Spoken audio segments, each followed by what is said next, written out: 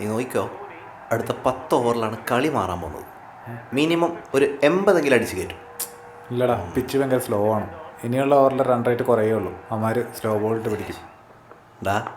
ധോണിയാണ് bat ചെയ്യുന്നത്, എല്ലാത്തിനും അടിച്ച് തൂഫാനാക്കും.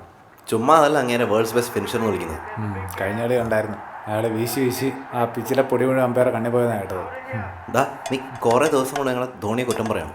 നീ നിർത്തിക്കോട്ടെ മര്യാദയ്ക്ക്. ആരാണെങ്കിലും രേഖ കളിച്ചില്ലെന്ന് നമ്മൾ ക്രിറ്റിസൈസ് ചെയ്യും. എടാ നീ നോക്കിയോ, അവന്മാർ ഓഫ് സൈഡിലും സ്ലോ ബോൾ ഇടും. ഈ പവർ പ്ലേയിൽ 40 റൺസ് കയറിയ ഭാഗ്യം. ബെറ്റ് പെറ്റാ നിന്നോട് പറ്റി ചോദിച്ചാൽ ഞാനല്ലോ. അയ്യേ പേടി പേടി. പേടിച്ചിട്ടൊന്നുമല്ല, എന്നോട് പറ്റിച്ചൊരു കാര്യമില്ല. അതെന്ത്? പൈസ കിട്ടില്ലോ. ഞാനെപ്പോഴാണ് നിങ്ങൾക്ക് പൈസ തരാനുള്ളത്? എപ്പോഴാണ് പൈസ തന്നിട്ടുള്ളത്? ഞാൻ പൈസ തന്നിട്ടില്ല. ഇല്ല. എത്ര പൈസയാണ് നിങ്ങൾക്ക് തരാനുള്ളത്?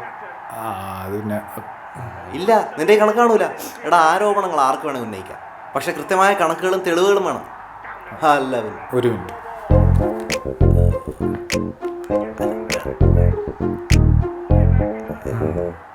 അല്ല നിർബന്ധമില്ല.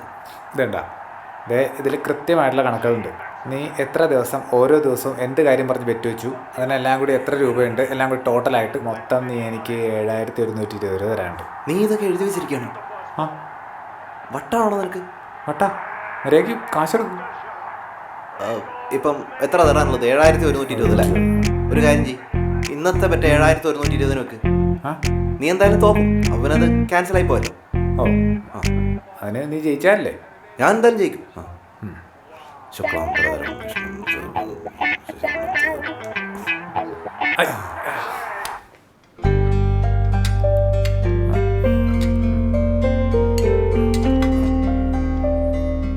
എന്താ അറിയില്ല, ഭയങ്കര വിശപ്പ്. ഒരു പുതിയ കാര്യമല്ലോ.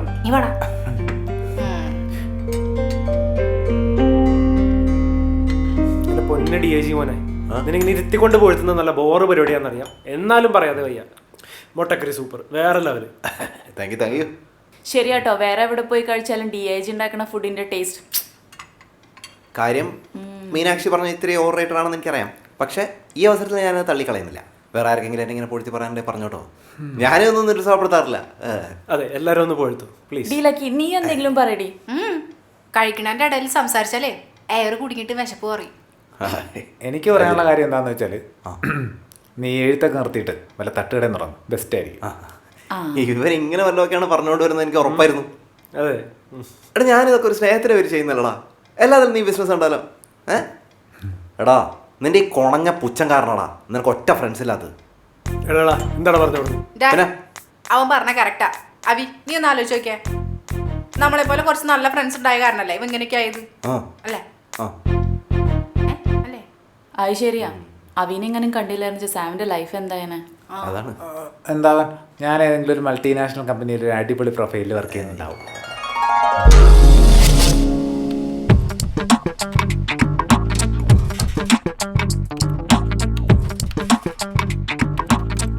ഡിയർ ഓൾ, എല്ലാ വർഷത്തെയും പോലെ ഈ വർഷവും ബെസ്റ്റ് പെർഫോമറായി നമ്മുടെ സാമിനെ തിരഞ്ഞെടുത്തിരിക്കുന്നു. ഇത്രയും ഡെഡിക്കേറ്റീവ് ആൻഡ് ഹാർഡ് വർക്കറായിട്ടുള്ള ഒരു എംപ്ലോയിയെ എൻ്റെ ഇത്രയും നാളുള്ള ബിസിനസ് ജീവിതത്തിൽ ഒരിക്കൽ പോലും ഞാൻ കണ്ടിട്ടില്ല. ഒരു പ്രൊഫഷനെ ഇത്രയും പാഷനേറ്റ് ആയിട്ട് കാണുന്ന, ഹോളിഡേയ്സിൽ പോലും വർക്ക് ചെയ്യുന്ന, ജോയിൻ ചെയ്തിട്ട് ഒരു ദിവസം പോലും ലീവ് എടുക്കാത്ത, എത്ര വർക്ക് പ്രഷറിലും കൺസിസ്റ്റൻ്റായി പെർഫോം ചെയ്യുന്ന ഒരാൾ. ഇതൊക്കെ മറ്റുള്ളവർ കണ്ടുപഠിക്കണം. ചിലരിവിടെ വർക്ക് ചെയ്യുന്നുണ്ടോ എന്ന് പോലും അറിയില്ല. ഇത് സാറിനെ തന്നെ ഉദ്ദേശിച്ചു. ബട്ട് എല്ലാ ക്വാർട്ടറിലും സാലറി ഹൈക്കിന് വേണ്ടി കൃത്യമായി എൻ്റെ ഫ്രണ്ടിൽ വരും.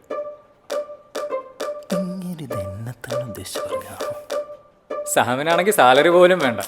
അതങ്ങനെ ഒരു മണ്ട. എനിക്ക് സത്യം പറഞ്ഞാൽ പറയാൻ വാക്കുകൾ കിട്ടുന്നില്ല. He's a phenomenon. ഈ അവാർഡ് ഞാൻ വേറെ ആർക്ക് കൊടുക്കും? The one and only Sam. He's a best performer of 2019. Give a big applause. പിന്നെ കോപ്പാണ്. Thank you.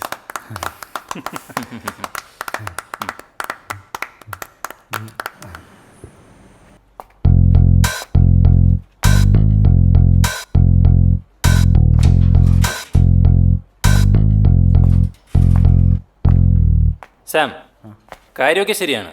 നമ്മളൊക്കെ ഈ കമ്പനിയിലെ എംപ്ലോയീസൊക്കെ തന്നെയാണ്. എന്നും വെച്ച് ഇത്രയും നേരം എല്ലാ ദിവസവും ഇരിക്കാന്നൊക്കെ വെച്ചാൽ അത് മറ്റേ എംപ്ലോയീസിനെ കൂടി ബാധിക്കില്ലടോ.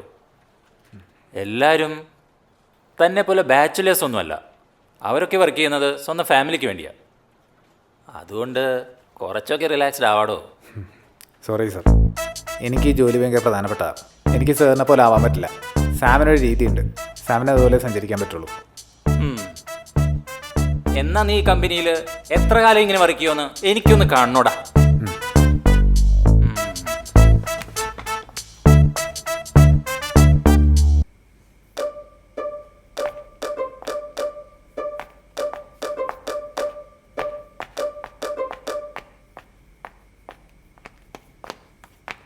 അവസാനമായിട്ട് എന്നോട് ചോദിക്കാം, എന്താ നിന്റെ ഉദ്ദേശം? ഒന്നില്ലെങ്കിൽ എൻ്റെ ടീമിലെ മറ്റുള്ളവരെ പോലെ ഞാൻ പറയുന്നതായിട്ട് ഇവിടെ നിൽക്കാം.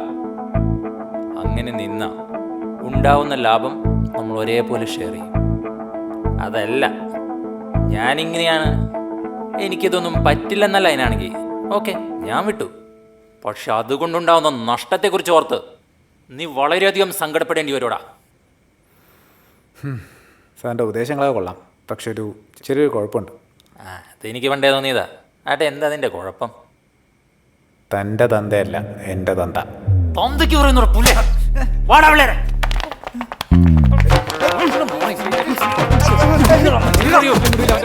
എന്റെ കുട്ടിയെ മാമത് സോല എനിക്ക് മര്യാദയ്ക്ക് കൂടാൻ പറ്റിയില്ല. പബ്ലിക് ഹോളിഡേ പോലും വിടാതെ പണിയെടുക്കാൻ അമ്മൂമ്മയുടെ ഒരു ഓവർ ടൈം വർക്ക് ആത്മാർത്ഥത. മേലാ നിന്നെ ഓഫീസ് ടൈം കഴിഞ്ഞൂടെ കണ്ടോ? ആവോടാ ഈ കണ്ണടയും കൊണ്ട് ഊരിട്ട്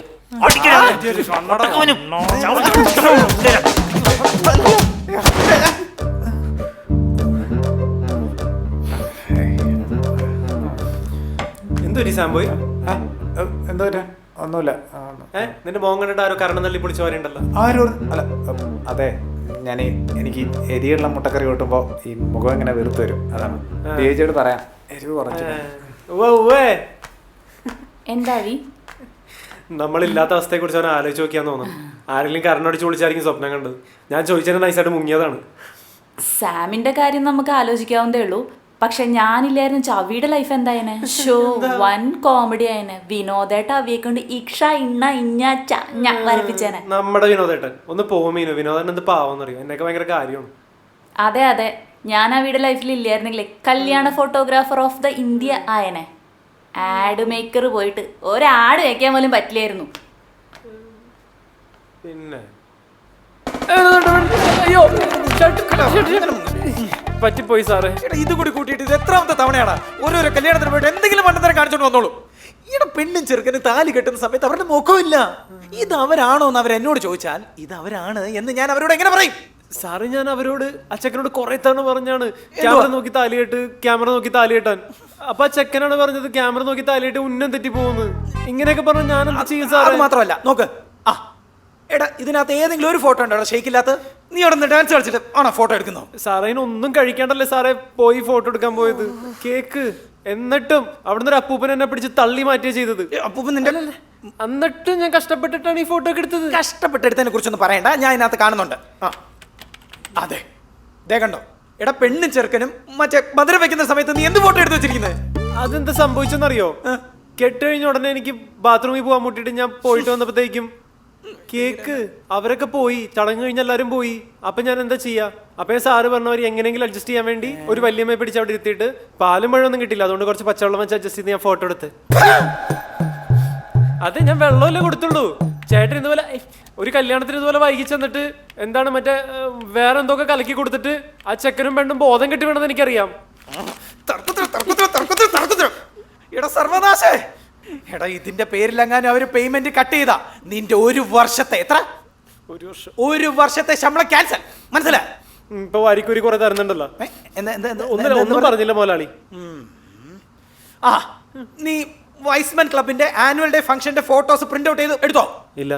എന്തെടുക്കാത്തെ? അത് മറന്നുപോയതാ. കുഴപ്പമില്ലല്ലേ, അയച്ചാ മതിയല്ലേ? എന്തു പറ്റിയവി? അമ്മ തല്ലിയോ? ഇല്ല, ഞാൻ അമ്മയെ കണ്ടിട്ട് കുറെ ദിവസമായില്ലേ, ചിലപ്പോ അതുകൊണ്ടാവും. ഓ, ഞാൻ വിചാരിച്ചു അവനാരെങ്കിലും തല്ലിയിട്ടുണ്ടാവുന്നു. വിനോദേട്ടനെങ്ങാനും തല്ലിയോ? ഞാൻ പോവാ, നീ ഊള സീരിയലും കണ്ടിരുന്നു.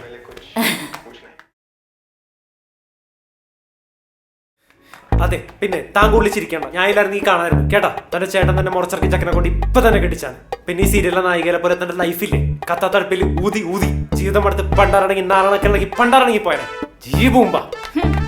പിന്നെ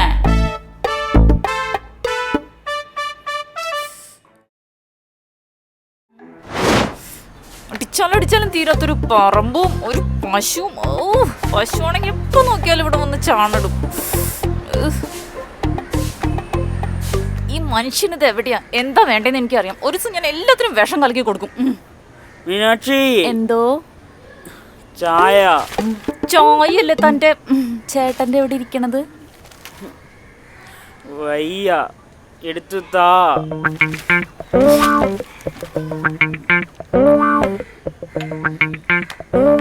ഇങ്ങനൊരു മടിയനാണല്ലോ ദൈവമേ എന്റെ തലയെ കെട്ടി വെച്ചത്.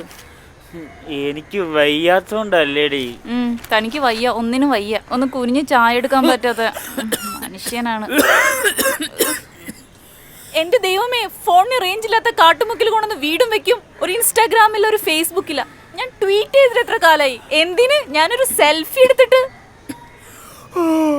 ആരോട് പറയാൻ, ആര് കേക്കാൻ? ഞാൻ എന്റെ വീട്ടിൽ പോവാണ്, എനിക്ക് മടുത്തു. എന്റെ ഡ്രസ് കൂടി പെട്ടിലാക്കി ഞാനും വരാം. തന്റെ ഡ്രസ്സ് മാത്രല്ല തന്നെ ഞാൻ പെട്ടിലാക്കുന്നുണ്ട്. I want divorce. എനിക്ക് മടുത്തു. എനിക്ക് ഇപ്പൊ ഡിവേഴ്സ് വേണം. ഡിവേഴ്സ് ആണോ? Oxygen, I need oxygen. എന്താണ് ഇങ്ങനെ വരുന്നത്? എന്താ പ്രശ്നം? അയ്യോ, ദാഹിച്ചിട്ടാണോ? അത് ചൂടിൻ്റെ. എന്തടി ചേച്ചി? നീ പറഞ്ഞില്ലേ ഓക്സിജൻ വേണം തോന്നുന്നുണ്ടെന്ന്. അത് ചൂടിൻ്റെ, എനിക്ക് കിടക്ക് തോന്നാറുണ്ട്. പിന്നെ ഇത് ചൂടിന്റെ ഒന്നല്ല. അല്ല പിന്നെ എന്താ മീനുമോളെ? ഒന്നുമില്ല. എടാ വെള്ളം തിളച്ചു പോണ്ട, സ്റ്റൗ ഓഫ് ചെയ്യടാ.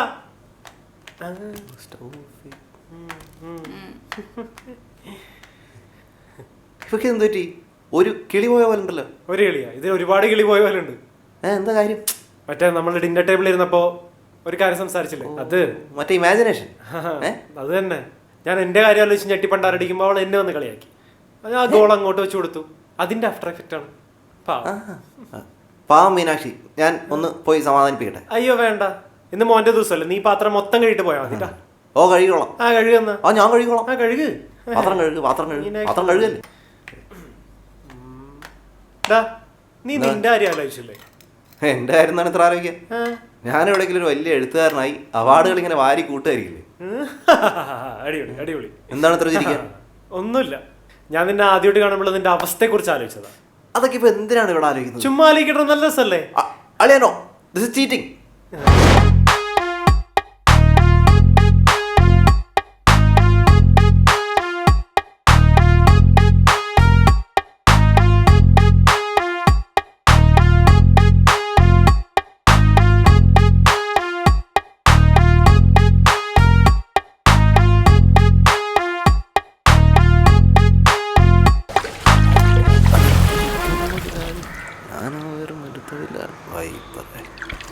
സാർ, എന്താടാ? എനിക്കും സാറിനെ പോലെ വലിയൊരു റൈറ്റർ ആവാൻ എന്ത് ചെയ്യണം സാർ? എടാ, ഒരു നല്ല റൈറ്റർ ആവണമെങ്കിൽ ഏറ്റവും ആദ്യം നല്ല ജീവിതാനുഭവങ്ങൾ ഉണ്ടാവണം. അയാളൊരു സാമൂഹ്യ ജീവിയായിരിക്കണം. ചുറ്റും നടക്കുന്ന കാര്യങ്ങളിൽ വ്യക്തമായ ധാരണ ഉണ്ടായിരിക്കണം. ഇതിനൊക്കെ ഇപ്പൊ ഞാൻ എന്ത് ചെയ്യണം സാർ? അതിന് നീ കൂടുതലായിട്ടൊന്നും ചെയ്യണ്ട. ഞാൻ പറയുന്ന കാര്യങ്ങൾ കൃത്യമായിട്ട് അനുസരിച്ചാൽ മതി. അതെന്തൊക്കെയാണ്? അത് സിമ്പിളല്ലേ. ഇവിടെ നിന്ന് നേരെ പോയി കഴിഞ്ഞാൽ കുറച്ച് ആൾക്കാർ കൂടി നിൽക്കണ കാണാം. അതിന് നമ്മുടെ നാട്ടിൽ മാർക്കറ്റ് എന്ന് പറയും. അത് എന്റെ നാട്ടിൽ മാർക്കറ്റ് എന്നാണ് പറയുന്നത്. അപ്പം എളുപ്പമായി. അവിടെ ചെന്ന് നീ 1 കിലോ മത്തിയും കുറച്ച് വെജിറ്റബിൾസും വാങ്ങിയിട്ട് വരിക. വന്നു കഴിഞ്ഞിട്ട് വേണം പാത്രം കഴുകാനും തുണി അലക്കാനും. മീൻ മേടിക്കുമ്പോൾ നോക്കി മേടിക്കണം കേട്ടോ. Okay sir. മുതലാളി, ഞാൻ വീണ്ടും തൊഴിലാളി. ഇത് എത്ര ചേട്ടാ? 15 രൂപ. കഴിഞ്ഞ ആഴ്ച വരെ 12 രൂപ ആയിരുന്നല്ലോ. ചുമ്മാ വർത്തമാനം പറയാതെ കാശോ സാറേ. എന്തൊരു കഷ്ടമായിട്ടത്. നിങ്ങളിങ്ങനെ ആഴ്ചക്ക് വില കൂട്ടിക്കൊണ്ടിരുന്ന ആ പാവപ്പെട്ട ഉപഭോക്താക്കൾ എന്ത് ചെയ്യും? കളിക്കാതെ മര്യാദ കാശാടോ. ഞാൻ ഒറ്റ പൈസ എക്സ്ട്രാ വരുന്ന പ്രശ്നമില്ല. മുരിക്കാൻ നമുക്ക് മുരിക്കാം. അതാ മോനെ ദീപു. അവിനാശേ, നീ എന്താ അവിടെ? ഞാൻ ഇവിടെ അടുത്തല്ലേ താമസിക്കുന്നത്. അല്ല എന്താ പ്രശ്നം? എന്റെ പൊന്ന് സാറേ, 3 രൂപയുടെ കാര്യം പറഞ്ഞ് തുടങ്ങിയതാ. 3 രൂപയുടെ കാര്യമാണെന്ന് പറഞ്ഞാൽ 3 രൂപ അല്ലേ കൊടുത്താ പോരെ? 3 രൂപ വേണ്ടേ? വാങ്ങണോ? ആരെങ്കിലും ഒന്ന് താ. അല്ല പിന്നെ നിനക്കിപ്പോ ഇത് പറഞ്ഞിട്ട് എന്ത് മനസ്സുകാണാ കിട്ടിയത്? വല്ലാത്തൊരു മനസ്സുഖം. വെറുതെ എന്താ അഭി? എന്താ പറഞ്ഞ? അവനൊന്നും പറഞ്ഞില്ല. നീ പടന്നത്തെ ലക്കി വേണം ഞാൻ പറയാം. മീനു ആണോ നീയാണോ കമ്പനിയിൽ ആദ്യം ജോയിൻ ചെയ്തത്? മീനു ഞാൻ പറഞ്ഞില്ലേ? അതിനെന്താ? നീ ആയിരുന്നു ആദ്യം ജോയിൻ ചെയ്തിരുന്നെങ്കിലോ? അങ്ങനെ ഒന്ന് ആലോചിച്ച് നോക്ക്. ഇമാജിൻ.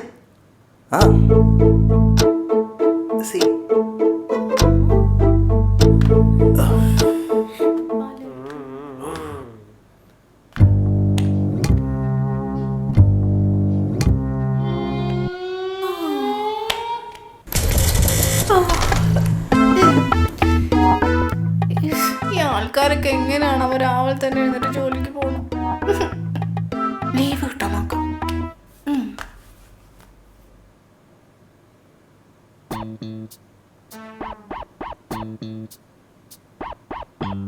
ഹലോ, ഞാൻ ലക്ഷ്മിയാ.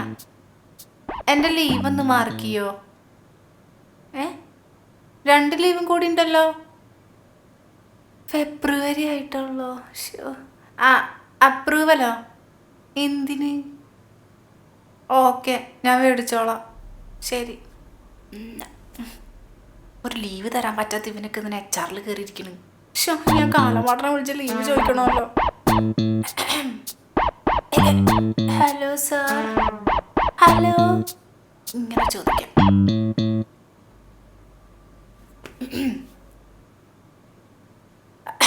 ഹലോ സാർ,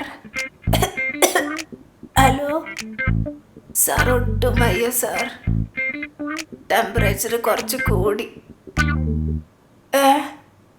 വേറെ കുഴപ്പമൊന്നുമില്ല സാർ. 2 ദിവസം റെസ്റ്റും കൂടി എടുത്താൽ ശരിയാവും. 1 ദിവസം? ശരി സാർ, ഞാൻ നോക്കട്ടെ. സാർ നാളെ വരാം. Okay sir, thank you. Shopping.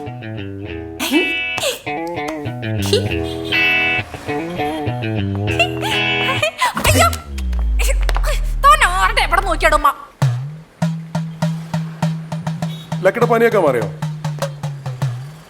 മാറിയാലില്ലെങ്കിലേ ഇനി ഓഫീസിലേക്ക് വരണം. You are fine.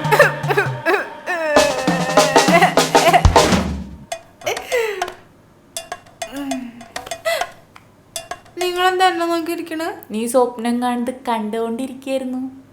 ശരിക്കും എങ്ങനെയുണ്ടായിരുന്നു ഇമാജിനറി ഫ്ലാഷ് ബാക്ക്? പൊരിച്ചു.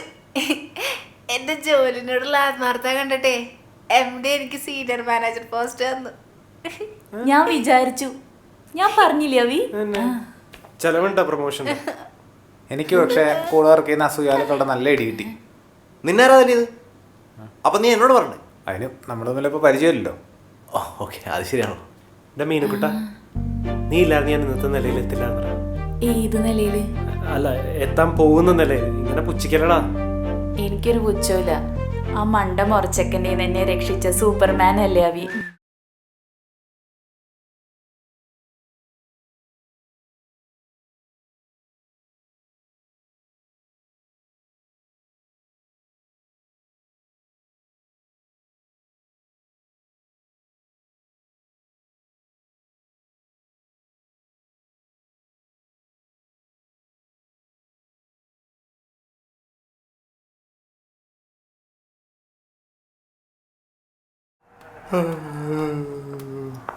മോനെ ഉറങ്ങണ്ടേ?